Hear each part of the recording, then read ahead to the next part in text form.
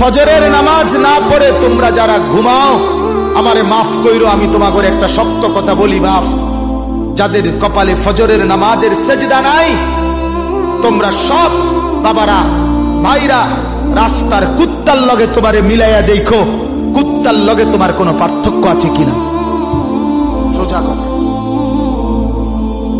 কুত্তার সাথে মিলাই দেখো, কুত্তার লগে, কুত্তার লগে।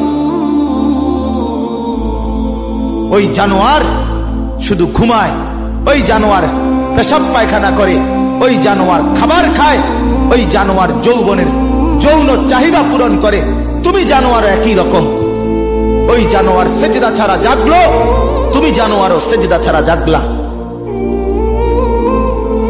যদি বিবেক থাকে, লজ্জা থাকে, যদি মার দুধ খেয়ে থাকো, যদি মুসলমানের বাচ্চা হয়ে থাকো, যদি ইমানের রক্ত থাকে, ইমানের বিন্দু থাকে, তো যদি কানে আজান শুনে থাকো, তো আল্লাহর হস্তে নামাজ পড়ো। বলো ইনশাআল্লাহ।